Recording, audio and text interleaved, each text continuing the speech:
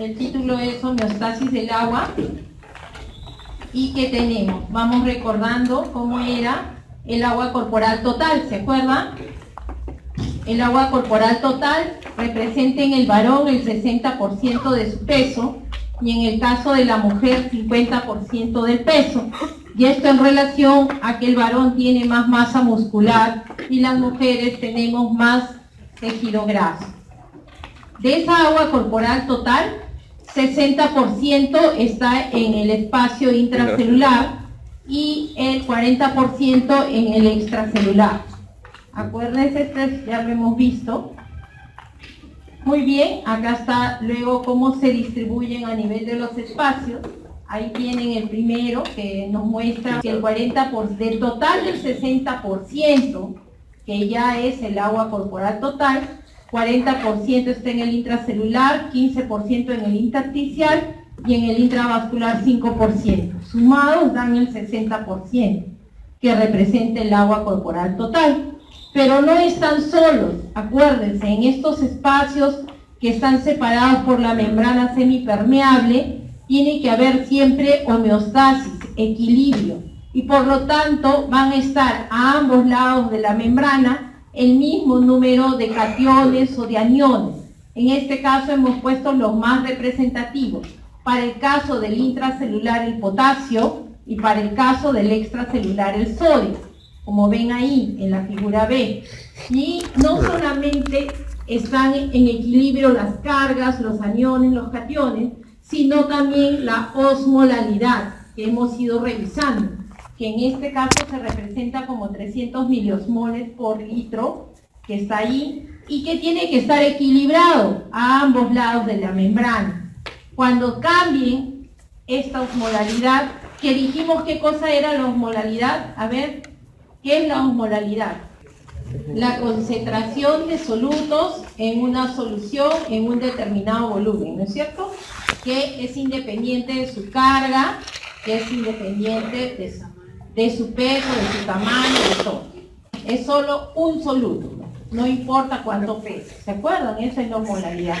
Y tenemos también las presiones que van a favorecer el pasaje de las sustancias o del agua y de los electrolitos a través de la membrana semipermeable. Entre el espacio intracelular y extracelular juega la presión osmótica, que depende de los solutos, y donde el que va a generar la presión osmótica, ¿qué osmol es? El sodio. El sodio, ¿acuerdan? Ese es el que tiene, ¿no? El que va a ser responsable de la presión osmótica, que se llama como osmol efectivo. Osmol efectivo, porque es el que genera presión. Porque tenemos osmoles no efectivos, como la urea, ¿se acuerdan? Eso hay que recordar.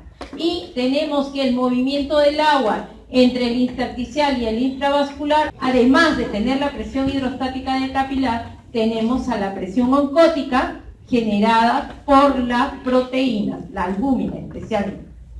Eso también ya lo vimos, cómo es la distribución de los líquidos corporales en las diferentes etapas de la vida. Solo para que recuerden, cuanto más pequeñitos somos, mayor cantidad de agua.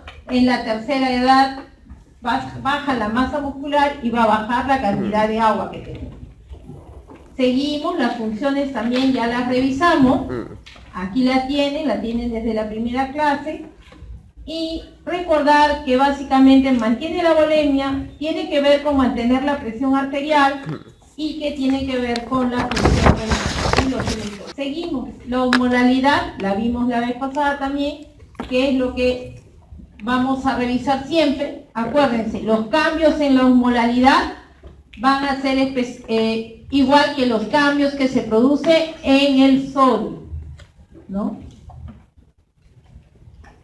Generalmente esos son los que más, ocasionalmente podría haber alguna alteración por los niveles de glucosa, especialmente si hay una cetoacidosis diabética o un estado hiperosmolar por diabetes. La osmolalidad se mantiene en 1 a 2%. ¿Cuánto es eso en osmoles? Dice que basta que hayan variaciones de 3 miliosmoles para producirse los cambios. Es se maneja en márgenes muy pequeñitos. Eso les pueden preguntar. Y ahí está la fórmula para la osmolalidad plasmática, que es 2 sodios más glucosa entre 18 y urea entre 6, porque esos son sus pesos moleculares. Muy bien, aquí está otra vez, vamos a revisar cómo es la ingesta del agua y cómo se distribuye, ¿no es cierto? Más o menos podemos ingerir, ahí en el ejemplo dice 1,5 litros de agua, esto va a ingresar al extracelular, pero como está la membrana semipermeable, el agua se va a distribuir en ambos compartimentos, en el extracelular y el intracelular, ¿no? Fluye libremente en uno o en otro sentido. Del agua que ha entrado al intracelular vamos a tener que tenemos pérdidas fijas a través de las pérdidas insensibles, que básicamente son la evaporación por el hecho de respirar y la pérdida a través de la piel, por los poros de la piel. También otra pérdida obligatoria es en las heces, a nivel gastrointestinal, y por último la pérdida variable, que es a través del riñón, y que va a depender de cuánto líquido ingerimos, ¿no? A grandes rasgos para recordar eso. ¿Qué más tenemos? Las funciones endocrinas del riñón, ¿no? El riñón es capaz de sintetizar diferentes sustancias que tienen actividad hormonal. Tenemos los eicosanoides, que tienen que intervenir muchas veces para producirse a nivel local, para producir la vasodilatación o la vasoconstricción, ¿no? Hemos hablado ya de las prostaglandinas vasodilatadoras, las prostaglandinas C y E2, ¿se acuerdan? Ya hemos visto eso, el factor de activación de los leucocitos, de las plaquetas también, que tienen que jugar un rol. Luego tenemos la eritropoyetina, que va a hacer que se genere la producción de los glóbulos rojos en la médula ósea. Tenemos el sistema renina-angiotensina-aldosterona, que se inicia en el aparato yuxtaglomerular, que también hemos revisado el día de ayer. Y por último, tenemos el metabolismo de la vitamina D. Muy bien. También hoy día vamos a volver a revisar cómo actúa la antidiurética, qué es lo que hace sobre la homeostasis del agua, ¿no? Ya sabemos, ayer hemos estado revisando que la hormona antidiurética es la que regula el balance del agua. Y ahí les estoy poniendo, se estimula por pequeños cambios en la osmolalidad, de 1 a 3%. Y eso es en osmoles, más o menos 3 miliosmoles, ¿no? Regula la concentración y el volumen urinario y regula la homeostasis del agua corporal total en condiciones normales. Ahí está, la hormona antidiurética se va a producir en el sistema nervioso central, especialmente en el área posterior del hipotálamo, y ahí vamos a ver luego que tenemos osmoreceptores, ¿no?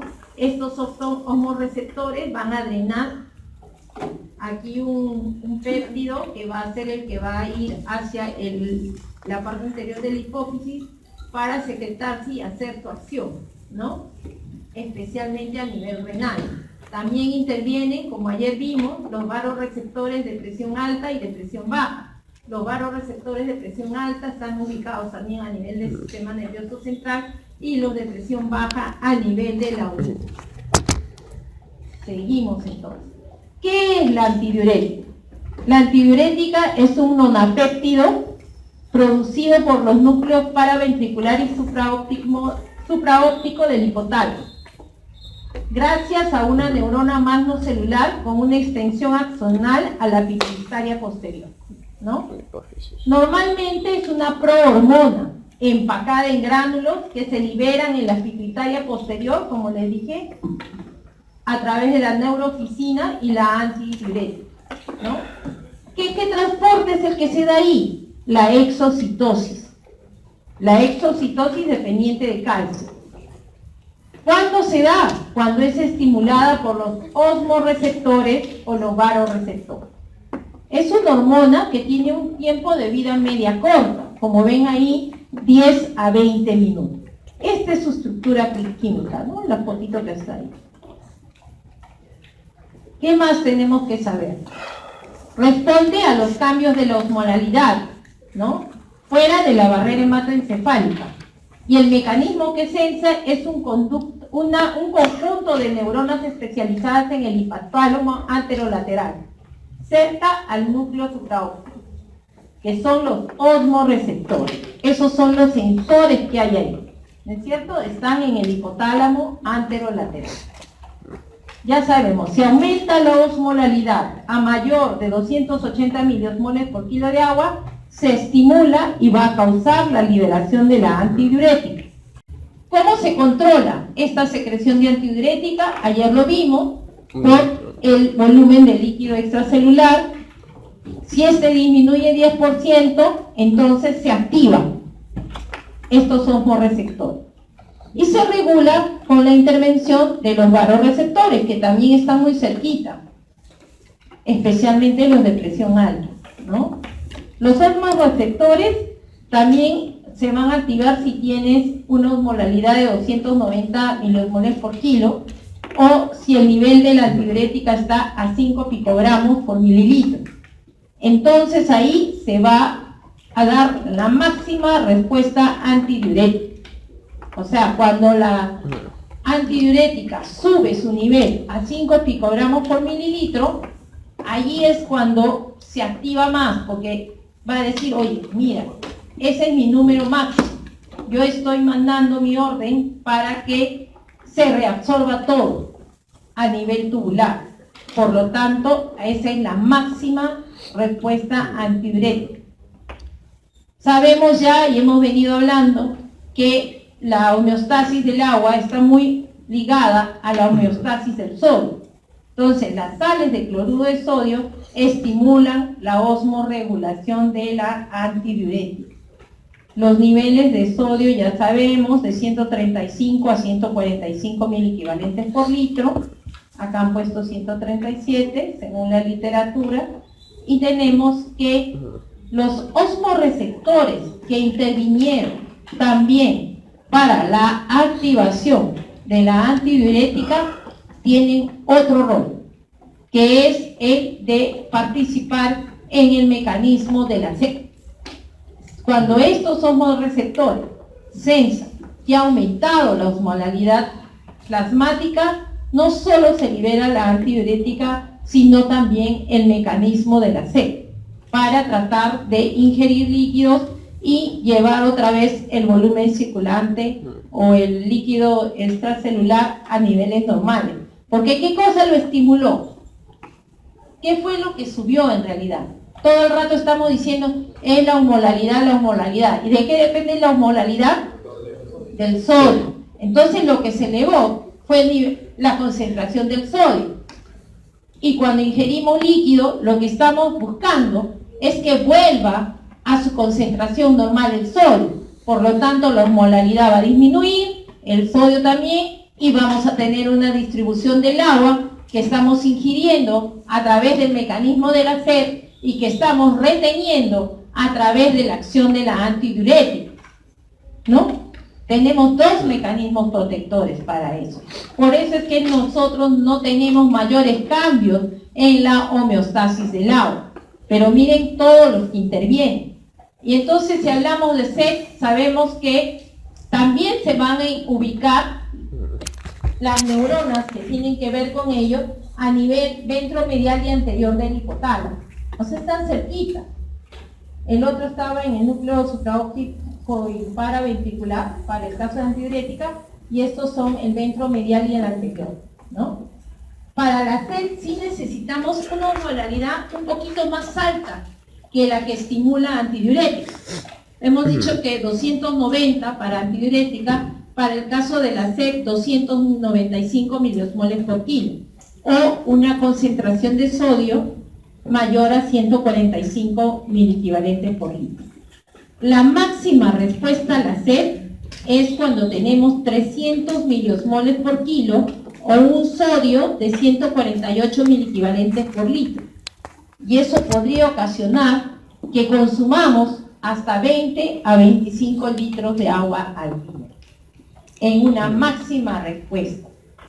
La sed también va a ser regulada por lo mismo, por el volumen del líquido extracelular y a través también de los vasoreceptores. ¿Qué cosa más tiene que intervenir? La angiotensina 2, ¿no? Si la angiotensina 2 duplica su concentración, o sea, se vuelve 2 veces más, estimula la sed, que está controlada por el núcleo paraventricular, órgano subcortical y órgano vasculosum de la lámina terminal, ¿no? Ahí está la ubicación, dicen A3, B3. Muy bien, entonces ya sabemos que lo que regula cuando hay una disminución del volumen de líquido extracelular son los mecanismos combinados de antidiurética y la sed, como vemos ahí. Entonces tenemos pérdida del agua, aumento de la osmolaridad a través del sodio, como ya hemos visto, se da la liberación de la antidiurética que va a producir un aumento de la reabsorción tubular del agua, dilución del líquido orgánico para tratar de normalizar la concentración del sodio y por lo tanto la osmolaridad. Por el otro lado, la sed aumenta la ingesta del agua, producen el mismo efecto y finalmente cuando ya está otra vez en el estado homeostático estable, balance de estabilidad, se inhiben tanto la antidiurética como la sed. Eso es el resumen de cómo actúan. Esto ya es una tabla para que lo revisen. Aquí está más fino quiénes son los que van a estimular la antidiurética y quiénes van a disminuir la antidiurética, ¿no? También hay algunas drogas, como van a ver ahí, para un lado y para el otro, y lo revisan luego con más calma. Pero este es un gráfico que lo que nos trata de mostrar es cuál es el efecto del volumen del líquido extracelular sobre la osmorregulación de la antidiurética. Y tenemos en las primeras columnas qué pasa si disminuye el volumen circulante efectivo. ¿Se acuerdan? Ayer revisamos también eso, que era el volumen que transfunde, aquí en esta columna. Aquí disminuye y se activa la producción de la antidiurética. ¿Y qué pasa cuando ya está expandido el extracelular y cuando hay un aumento del volumen circulante efectivo? Esto de aquí va a disminuir, ¿no? Este es un gráfico de cómo lo presento. Nada. ¿Qué pasa? Entonces, como vimos ayer, la regulación del volumen extracelular, ¿qué cosa está? Está sensado por receptores de volumen, que lo vimos ayer. Activa una serie de efectores que van a restaurar la normovolemia. ¿Y qué cosas sensa? Las variaciones en la resistencia vascular, el gasto cardíaco y la excreción renal de sodio y agua, ¿no? Todos los sistemas entran para tratar de regular. Entonces, vamos a hablar de los receptores de volumen. Estos receptores de volumen van a estar ubicados en la circulación cardiopulmonar, en el arco aórtico, en el seno carotidio, en la aurícula, en las arteriolas aferentes del glomérulo renal, en el aparato yuxtaglomerular. ¿Se acuerdan? ¿Quién está ahí? ¿Quién está? La mácula densa. Sí. ¿Se acuerdan?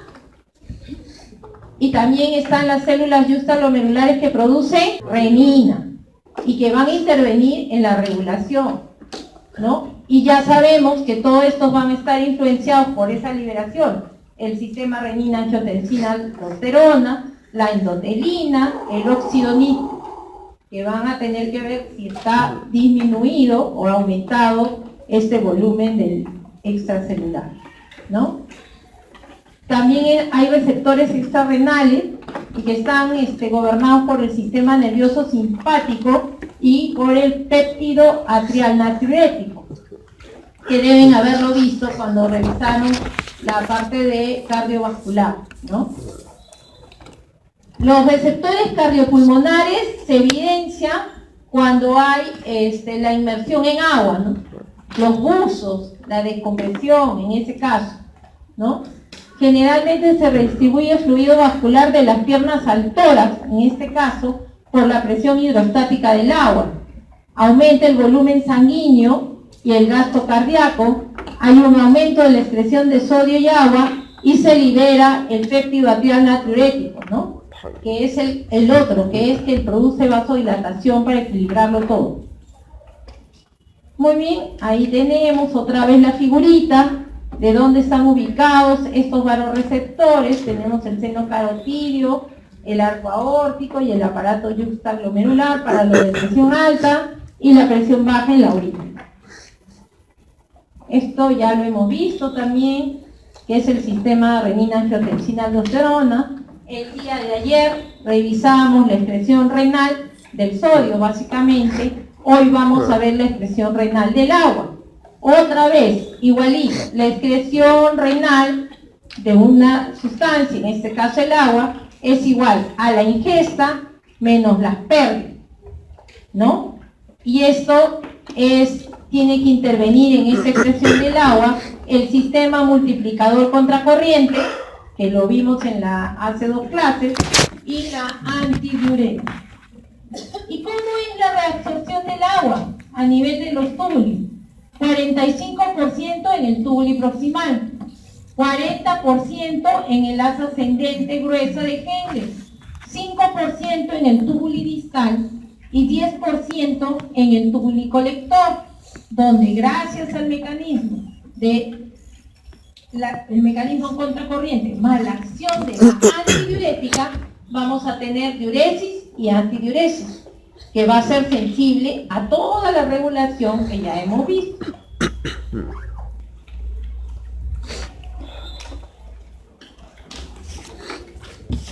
Igual, si sabemos ya cómo funciona tanto la mácula densa, todo, ¿qué tendremos?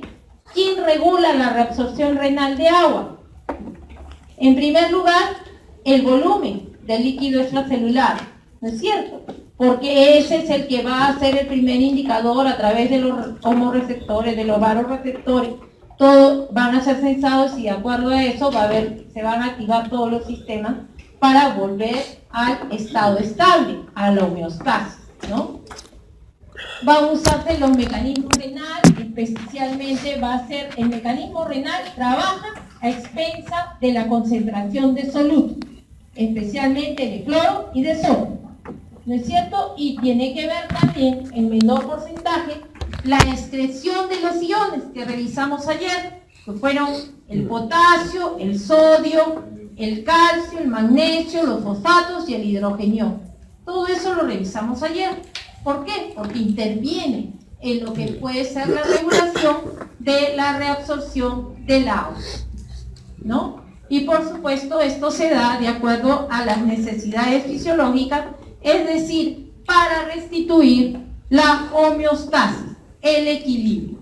Igual esto lo vimos ayer, ahí está lo mismo, para que sigamos recordando, disminuye el volumen del extracelular, se activan los vasoreceptores de presión alta o de presión baja, depende.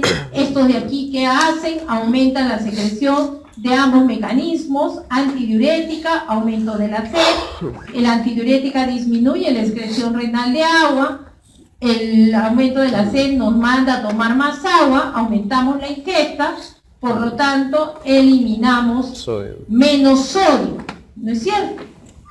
Porque estoy reabsorbiendo, acuérdense, estoy reabsorbiendo.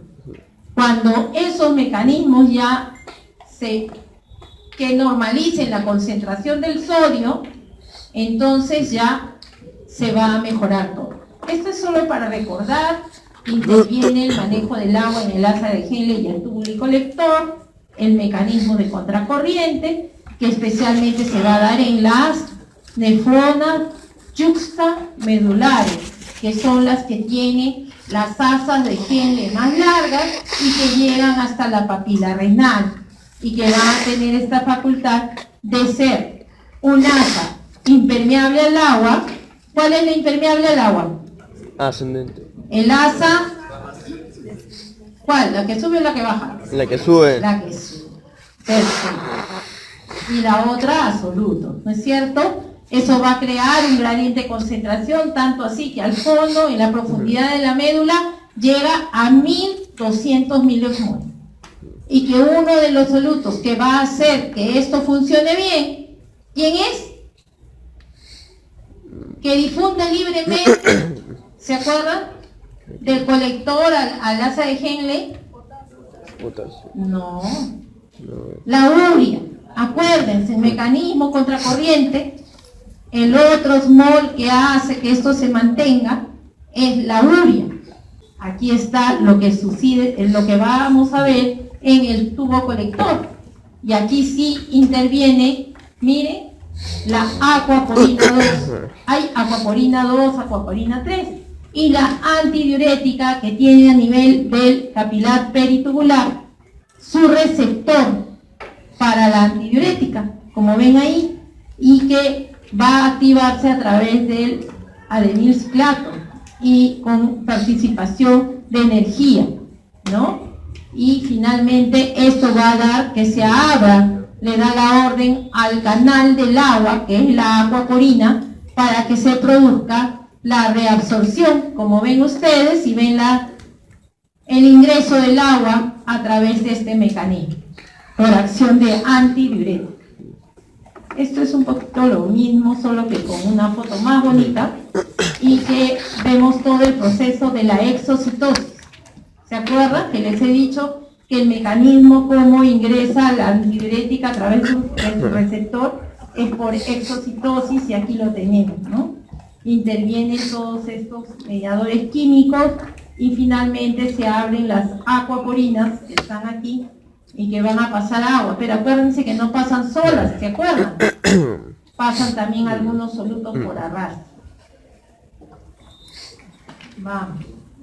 Esto es una lámina que ya vimos también, que es la diuresis y la antidiuresis. Cómo es que ingresa y dónde se reabsorbe el agua, 45% en el proximal, 40% en el asa de Henle, 5% en el distal y 10% en el colector, ¿no? Eso es más o menos lo que hay. Cuando hay antidiuresis, sucede así, y cuando la antidiuresis es positiva, podemos tener hasta medio litro nomás de agua, o 0.5% eliminar, ¿no? Somos capaces de reabsorberlo casi todo. Y ahora entramos a un concepto un poquito diferente, que es la concentración máxima de la orina. ¿De quién dependerá la concentración de la orina?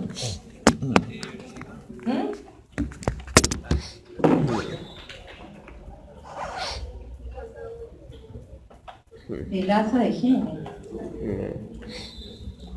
Interviene, ya sabemos que para tener una antidiuresis interviene el mecanismo de contracorriente y la antidiurética, ¿no es cierto? Pero sí, la concentración va a depender de la osmolalidad de la médula renal, porque esa es mi capacidad de máxima. Si yo tengo mi médula a 1200 milomoles, entonces yo seré capaz de concentrar la orina hasta esos niveles. ¿Se acuerdan que vimos que depende además de la cantidad de solutos que tengo que eliminar? ¿Se acuerdan? También ya lo vimos, ¿no? Entonces, ¿qué factores van a afectar esa función que ya hemos revisado? Aquí tenemos el deterioro del sistema contracorriente. ¿Cuándo se produce eso? Cuando tomo agua y agua y agua y pierdo la osmolalidad, la hiperosmolalidad de la médula renal, porque pasa como dice la gente común, has lavado tu médula. Claro, le hemos barrido la osmolalidad y ya no es capaz de concentrar, entonces vamos a orinar más frecuentemente. Eliminamos más agua porque ya no tiene esa osmolalidad aumentada en el fondo. ¿Qué otra cosa disminuye la concentración de la orina? La disminución de la tasa de filtración glomerular. Porque si falla, entonces tenemos que ya no es capaz de concentrar al máximo y por lo tanto puedo tener una orina diluida, porque si ya no hace su función es el tubuli, voy a tener casi la misma osmolalidad que tiene el plasma. 300, no hace nada. Como decimos, orina agua, sin soluto. Sin soluto. Los diuréticos de asa, porque la alteran, alteran todo porque tienen que sacar agua y alteran todo el movimiento de la sal, que en este caso es cloruro de sodio. La diuresis acuosa, que es lo que les he contado, que toma agua y vas a orinar agua. La disminución de la ingesta de proteínas también tiene que ver, y la mayor liberación de la antidiurética, como puede suceder en secreción inapropiada de hormona antidiurética. Todo esto van a alterar la concentración máxima de la orina. Y por otro lado, miren, una cosa hemos visto el soluto, ¿verdad? Concentración. Y ahora vamos a ver quiénes afectan la excreción máxima de agua. Casi es parecido, pero aquí ya se ve como patologías, ¿no? Miren, enfermedad renal crónica, la edad, cuanto mayores somos, perdemos esa capacidad de poner la hiperosmolaridad y vamos más frecuentemente al baño. La excreción obligatoria de solutos, que es lo que les hablé, como es que si tengo que eliminar una determinada cantidad, necesito más o menos agua. La diuresis osmótica, que se produce especialmente cuando hay hiperglicemia. La hiperglicemia hace que haya diuresis osmótica, y también cuando damos algunos fármacos, como el manitol, que es un diurético que va a producir diuresis osmótica. Luego tenemos otros diuréticos como la tiazida. También tenemos que la excreción máxima de agua se va a disminuir cuando hay una disminución de la antidiurética, cuando hay disminución del volumen del líquido extracelular y cuando usamos antiinflamatorios no esteroideos. Todo eso influye para la excreción máxima del agua. Y ahora ya nos vamos otra vez a lo que va a ser la parte final de la clase, que es las funciones endocrinas del riñón. Ya hemos visto que uno del más importante, en realidad, el sistema renina-angiotensina-aldosterona, porque no solamente interviene en el manejo del volumen que hemos visto del líquido extracelular, sino también interviene en la regulación de la presión arterial. Luego tenemos que también se libera el péptido arterial natriurético y los flujos sanguíneos locales. Ya sabemos la eritropoyetina, la hidroxilación de la vitamina D, que se llama, una vez hidroxilada, se llama colecalciferol, ¿no? Las prostaglandinas, que la mayoría son vasodilatadoras, catecolaminas, quininas, endotelinas, oxidonitre. Todo eso produce el riñón. Esos son parte de los eicosanoides que mencionamos. Y aquí tenemos otra vez la figura del sistema renina-angiotensina-aldosterona, cómo es que se produce a nivel hepático, que va a ser convertido angiotensino, se va a liberar como angiotensinógeno, se convierte en angiotensina 1 en el hígado, así llega al pulmón, y donde por acción de la enzima convertidora de angiotensina se vuelve angiotensina 2, y que es la que va a hacer la acción sobre la arteriola aferente en mínima proporción y más en la arteriola eferente. ¿Se acuerdan? Y eso de aquí que va a ocasionar, va a estimular también aldosterona, eso van a producir reabsorción de sodio y cloro, excreción de potasio y excreción de hidrogenión, especialmente en el tubulí colector y en el distal, ¿no? Y eso es como actúa.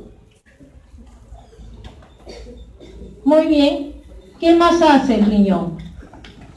Fabrica lo que es la eritropoyetina y también intervienen algunos factores de coagulación, el control de la presión arterial, y también tiene efectos sobre el crecimiento porque parte de la regulación del calcio y fósforo de los huesos se produce en el riñón, como vimos ayer. Entonces tienen que intervenir también en el crecimiento, también en la vida sexual de las personas, ¿no? Muy bien, vamos rápidamente a hablar de eritropoyetina. ¿Por qué? Porque resulta muy importante conocerla, porque cuando hay insuficiencia renal, enfermedad renal crónica, una de las características del paciente es que tiene palidez terrosa, o sea, se vuelven pálidos y oscuros.